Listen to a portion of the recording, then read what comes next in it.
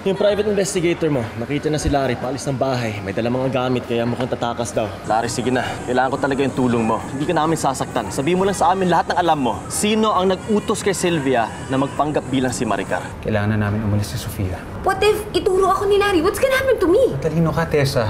Paigutin mo ulo nila. Sabi sa akin ni Sylvia, kailangan daw may magpanggap na asawa mo para hindi ka magduda kung nasa ng tunay na Maricar. Alam mo kung nasa ng asawa ko?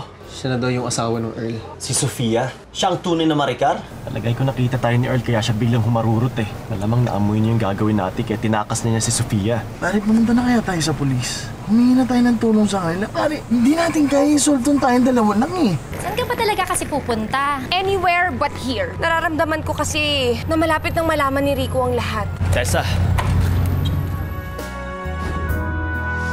Bakit ang dami mong dala? Saan ka pupunta? Magbabakasyon ako. Saan? Why do you need to know? Bakit hindi mo na lang kasi sabihin, please? Magbabakasyon kami sa La Union. Just the two of us. So if you guys excuse us, Yeah. at gagabi na kami sa daan. We can... Tessa, si Sofia. Siya si Maricar. Inoperahan lang siya ni Earl para magbagong itsura niya. Bakit parang hindi ka nagulat? May alam ka na ba tungkol dito? Wala! Hindi ako nagulat kasi... Di ba, binanggit mo noon na may inoperahan si Earl para magpanggap na Maricar? Yun lang ang alam ko. Anyway, we really have to... Tessa, please. Wala na akong ibang mapupuntahan. Tinakasan kami ng witness namin. Kailangan ko yung tulong mo. Kung may alam ka sa mga ginawa ni Earl, kahit suspecha man lang, sabihin mo sa akin. Kaibigan mo rin si Maricar, di ba? Kailangan natin siya iligtas kay Earl. Sabi ko na nga sa'yo, wala akong alam. Hindi kita matutulungan, Rico. Please, huwag akong lapitan mo. Tessa, please. Just... Hey! You heard her. Wala siyang alam sa mga sinasabi mo, kaya please tumigil ka na. Halika na! Tessa! Tessa, please! Tessa! Pare, paano tayo hingi ng tulong sa pulis? Para tayo makuha ng witness para tumistigo kay Earl. Hindi natin sila kailangan. Kaya natin ito ng sarili natin. Alam ko tinakas ni Earl ang asawa ko, kaya hahanapin natin siya. Pero, pare, saan tayo pupunta? Sa mga airports, bus stations, mga pier. Sa lahat ng lugar na pwedeng dali ni Earl ang asawa ko para itakas siya. Pare, suportado kita sa lahat ng ginagawa mo. Pero, napaka-imposible naman ang gusto mo eh. Hindi natin pwede isa-isain lahat ng yun eh. Alam mo, kung ayaw mo akong tulungan, okay lang. Kaya ko ito ng sarili ko. Iwan mo lang ako. Brad, hindi naman sa ayaw kitang tulungan. Pero ang inaalala ko lang, pare, baka mo lang lalong mangyayari sa paghanap natin sa asawa mo. Planado lahat to ni Earl. Sana pag-isipan mo naman lahat ng ginagawa mo, pare, kilos mo lahat. Alam mo, umuwi muna tayo. Siguro kailangan natin ng pahinga, pare. Siguro bukas may solusyon ka na sa problema mo.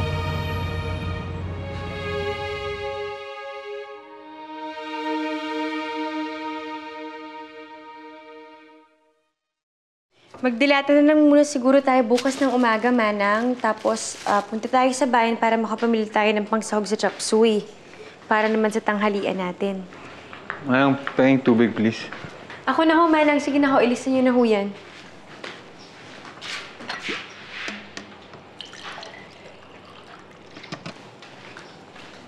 O, pagpasensyahan mo na to, ha? Hindi malamig. Pinakuluan ko pa kasi yung tubig. Wala kasing distilled water dito. Tap lang. Okay lang, basta may mainom tayo. Ang hirap dito sa isla, no? Ang daming kulang. Ikaw ba, tatagal ka ba dito? Basta nandito ka at si Manang, yun ang kailangan ko. Hanggang kailan ba tayo dito? Hanggang sa pagpunta natin sa States. Hindi na tayo babalik sa Manila? Wala nang dahilan pa. Eh, yung trabaho mo. Hindi ba marami ka pang kailangang asikasuhin doon? Parang atat na atat ka na bumalik ng Manila. Hindi naman sa ganon. Gusto mo makita si Rico? Ganun ba? Earl, ano bang sinasabi mo? Ikaw lang naman yung iniisip ko dahil alam ko marami kang trabaho yung iwan sa Manila. Huwag mong intindihin yung trabaho ko. Ako na bahala doon. Gusto ko nandito utak mo. Huwag sa Manila. Nagkakaintindihan tayo? Tita, na patulog niyo na si Joanna? Oo. Buti naman. Me? I don't appreciate what you did this afternoon. Sabi sa akin ni Joanna na lumabas daw kayo kanina para makapagkita kay Sofia. Sorry ho, tita.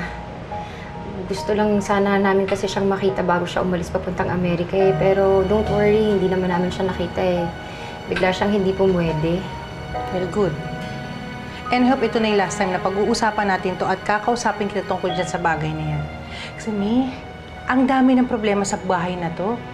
Baka mamaya yan si Earl, magdagdag pa yan dito ng problema pag nalaman niya nakikipag-ugnayan yung pamilya natin sa asawa niya. Kilala mo yun, he's a very jealous guy, di ba? Yes, tita. Oo nga eh. Sige.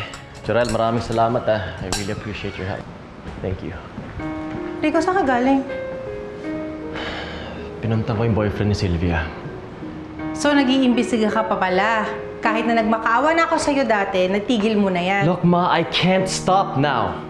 Rico, delikado yung ginagawa mo. Naiintindihan mo ba yun? Ba't hindi ka na lang kasi maghingi ka ng tulong sa polis para sikasuhin yung kaso mo? Ma, sa puntong to, hindi ako tutulungan ng mga polis. Ayaw nga nila maniwala sa mga sinasabi ko eh. So, anong ibig sabihin? Lalagay mo na lang batas sa kamay mo? Ganun ba yon? Yes, if I have to, yun ang gagawin ko. Kailangan kong hanapin si Earl para mabawi ko si Sofia. Sofia? Ba't kailangan mong bawiin si Sofia? Teka, anong kinalaman ng babae sa sitwasyon mo? Ma, ate, alam ko mahirap na paniwalaan to, pero...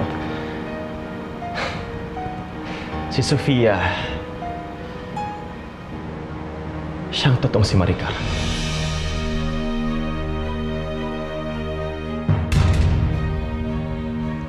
Manang, may mali pa sa sinabi ko. Hindi ko kasi maintindihan kung bakit biglang nagalit si Earl dahil doon. Alam mo, minsan iniisip ko na sumusobra na siya eh. Ang hilig niyang bigyan ng ibang kahulugan yung mga sinasabi ko.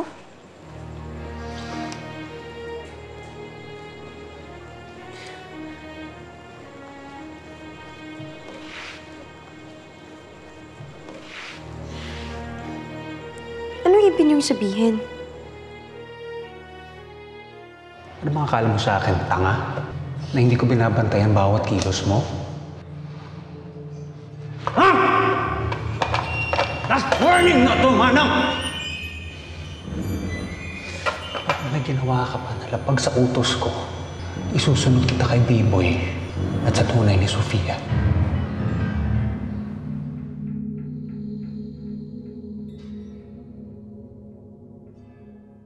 Manang, okay lang ba kayo?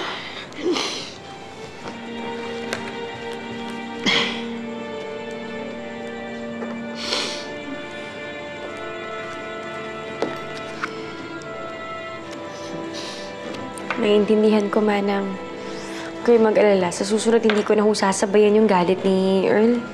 Nang sa ganun, iwas gulo na rin.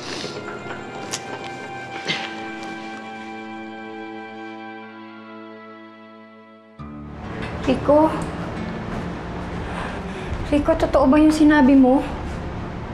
Si Sofia? Siya si Maricar? Siya ang kapatid ko? Wait, teka. Paano mo nalaman yan? Yun, kanina nga pinuntang ko yung boyfriend ni Sylvia. Pinamin niya sa akin ang lahat. Everything. Sinabi niya sa akin na inopera ni Earl si Sylvia para maging kamukha ni Maricar. Sinabi niya rin sa akin na inopera niya si Maricar para ilayo siya sa akin. Who is Sofia, by the way? Sandali. Di ba kaibigan mo si Earl? Paano niya nagawa sa'yo to? Yun nga eh. Yung isa lang ibig sabihin na ito, na baliw si Earl. He is so obsessed with Maricar na inoperahan niya yung babae para ilayo siya sa akin.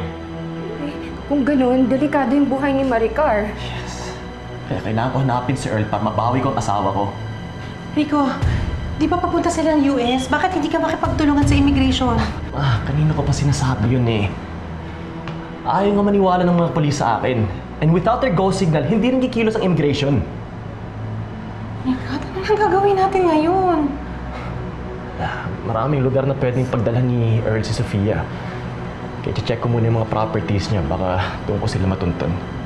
Sasama kami ni Mimi, tutulong kami. Mi. Tita, natatakot ako para sa kapatid ko. Paano kung may masamang mangyari sa kanya? Rico, Gawin mo naman lahat. Gawin mo ng lahat na kaya mong gawin para maiuwi mo kapatid ko dito, ha? Oo naman, ate. Hindi ako titigil hanggat hindi ko siya naiuwi dito. Okay? Tulungan tayo ng Diyos. Ibabalik na sa atin si Maricar.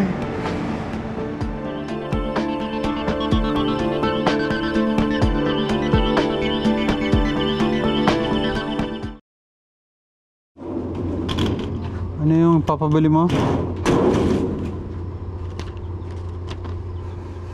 Ito lang ba? Puro pagkain? Ikaw, may gusto ko bang ipabili? Hindi, wala. Okay lang ako. Medyo nalilibang lang ako sa ganda ng dagat. Sabi kasi magugustuhan mo eh. Mahilig ka talaga sa dagat. Mag-iikot-ikot lang ako, tapos gusto ko rin kasing kumuha ng mga pictures para may remembrance naman ako sa lugar na to. Siyempre naman. Up! Manang.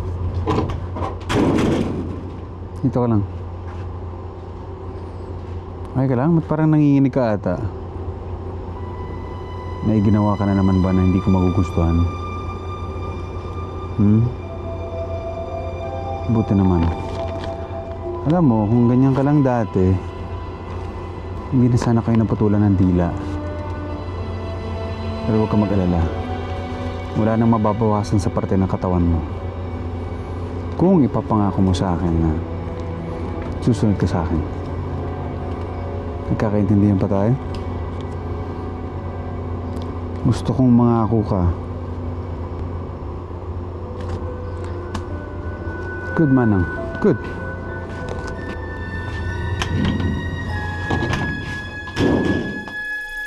Yung address ng properties ang hiningi ko, hindi niyo ba pwedeng i-disclose yun sa akin? May pupuntan kasi ako, kailangan ko mahanap yung... Hello? Hello? Oh, Buisit ano ka. nangyari? Wala, yung business associate ni Earl, binaban ako. Ayaw niya i-disclose yung impormasyon tungkol sa mga properties niya. Bakit ba ang kikitid ng utak ng mga taong yan? Ewan ko ba dyan? Jarel, Parang tinawagan ko yung Surgeon Society na Earl tsaka ni Dr. Francis. Pero wala silang idea kung nasan yung mga yun. Rico, ba't hindi mo subukang tawagan ulit si Sofia? Baka makontak mo na siya ngayon. Oo.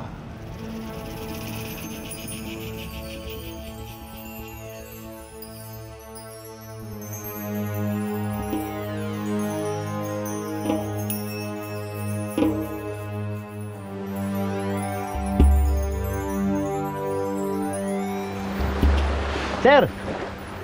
Kamusta naman ang unang araw mo? Okay naman. Aba, sa dami ng mga nagpupunta rito. Parang ikaw lang yata natutuwa dito ah. Talaga? Bakit? Eh sir, yung iba kasi, unang araw pa lamang, nababagot na rito. Kaya yun, umaalis ka agad.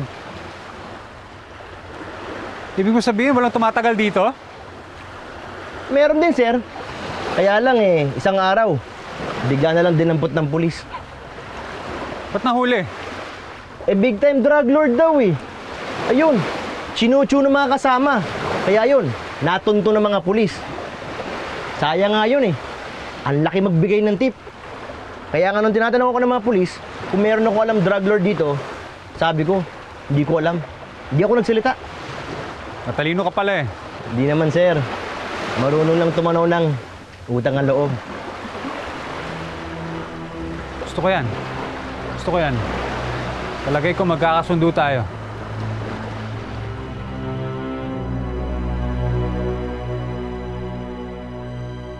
Hello, Jenny.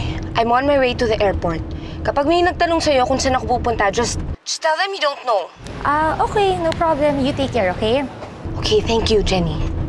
Alright. Bye.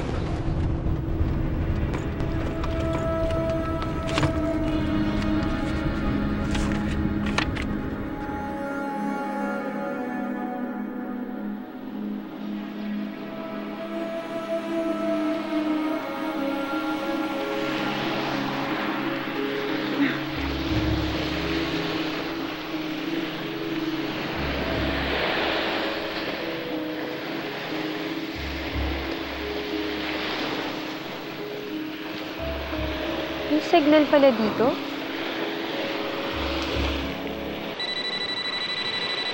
Si Rico?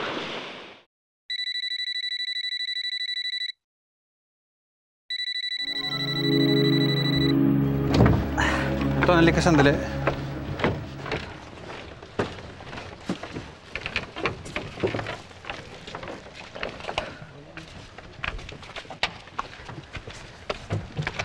May listahan ako dito. Pera. Bilhin mo yung mga items na yan. Importante yung diary at magazine para sa asawa ko. Magkita tayo dito mga 20 minutes. May kakausapin lang ako. Sir, sino pong kakausapin nyo? Ang dami mong tanong. Basta 20 minutes magkita tayo dito. Okay, sir. Sige na. Earl Villarasa? Ito si Rex. Ako nga. Nabasa ko yung email mo na isang araw. Okay na tayo? Yes, sir. Tama po ba? Ito yung lalaking papatrabaho niya sa akin. Siya nga.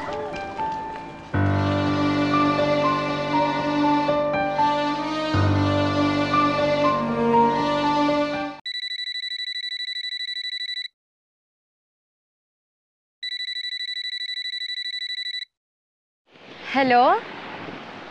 Rico? Hello, Sofia. Nasaan ka? Bakit mo tinatanong kung nasan ako? Kailangan kitang puntahan. Ha? Ano yun? Hello? Sofia? Hello? Hello, Rico? Hello? Sofia? Rico? Sofia, makinig ka sa akin. Listen to what I have to say, okay? Hindi ikaw si Sofia. Ikaw si Maricar. Ano?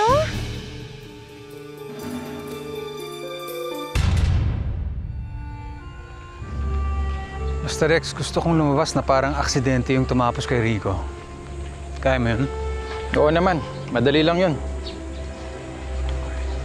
Kailangan itong mangyari ASAP, ha? ASAP. Huwag kang mag-alala. Malinis ako trumabaho. Kahit kailan walang naging problema sa akin yung mga dati kong kliyente. Ang payment mo.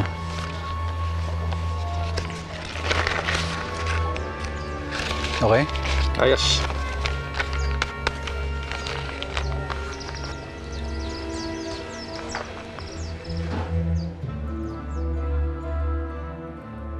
Rico, hindi kita maintindihan. Sofia, narinig mo ba ako? Sofia, ikaw si Maricar. Ikaw ang asawa ko. Sofia,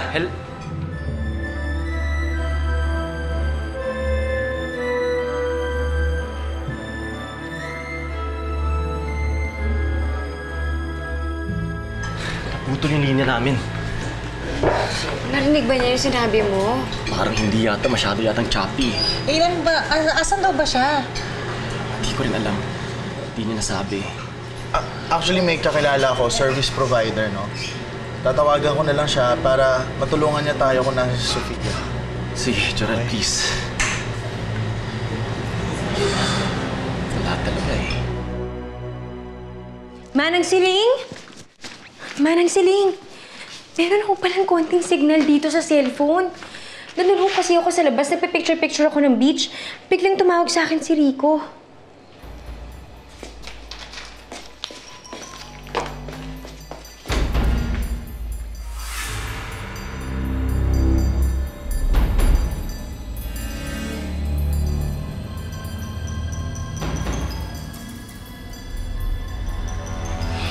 Ang sabi niya, Manang, hindi ko siya masyadong maintindihan kasi sobrang hina po talaga ng signal. Basta ang naririnig ko lang na sinasabi na kailangan daw niya akong puntahan. Tapos mayroon pa siyang sinasabi kaso hindi ko na talaga naintindihan eh. Bakit kaya kailangan akong puntahan ni Rico? Parang nagmamadali siya tsaka importante.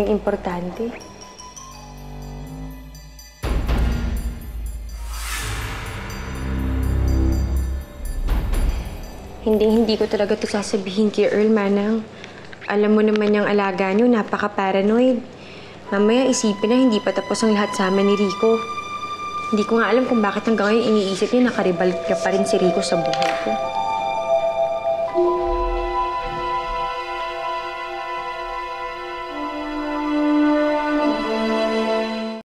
This we ask in Jesus' name. Amen.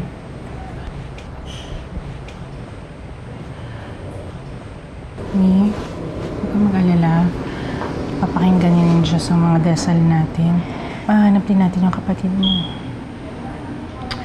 Sana nga, tita, kasi nag-aalala talaga ako sa kanya eh. Alam mo, Mi, ako nga bukod sa pag-aalala, hiyang-hiya ako sa sarili ko.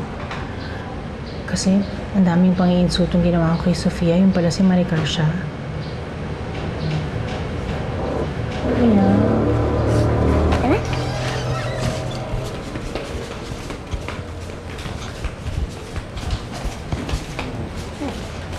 Mama? Umiiyak ka? Bakit po? Naaalala ko kasing mami mo, Joanna. Sana kung nasan man siya, binabantayan siya ni Jesus para safe siya. Eh, di ba? Nasa heaven na po siya. Kasama po siya ni Papa Jesus.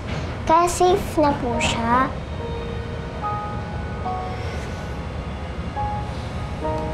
Mga apo,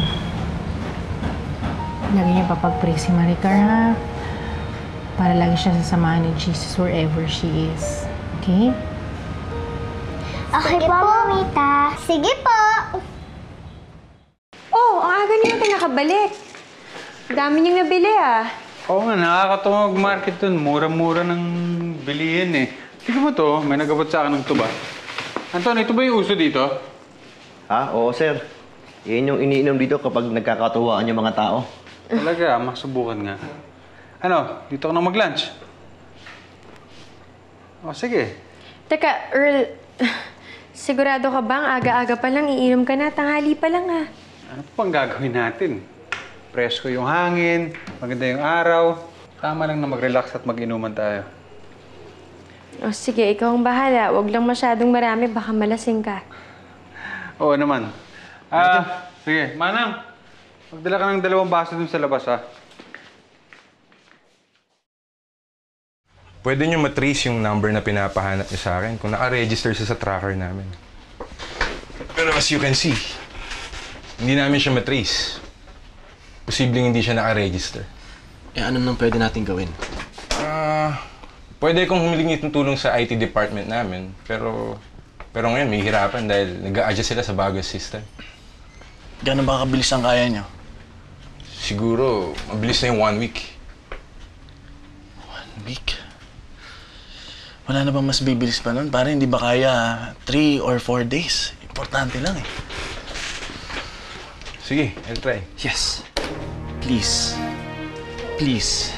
I-try mo. Buhay ng asawa ko nasa lalay dito. Kapag hindi ko siya nakita ngayon, baka hindi ko na siya mabawi ulit. Baka kung ano pang gawin ni Earl sa kanya. Kaya please lang talaga, please, tulungan mo ako. Napakalaking utang na loob ko sa'yo kapag nakahanap ang asawa ko. Sige, pare. Gagawin ko lahat na magagawa ko. Okay.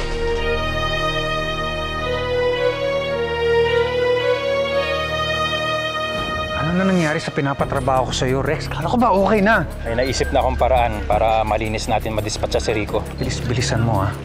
Di ba ako may kilos sa si Rico at maunahan niya ako? Kaya kita kinuha. I need someone to focus on finding my wife. Natatakot kasi ako na habang tumatagal ang panahon, baka mas lalong malagay sa panganib ang buhay ng asawa ko. This is Henry, yung kaibigan ni Jorel. Na-trace mo nung pinasawa ko? Oo, pare. Na-trace ko na siya. Saan? Nasa isang isla lang siya, pare. Ano, Rex, balita? Nagawa ko na yung pinapagawa niyo kay Rico, sir. Sigurado na bang matutuluyan si Rico sa ginawa mo? Oo naman, walang palya yun. Sigurado sa mga oras na to, nagmamaneho na si Rico. Pabiyahing langit.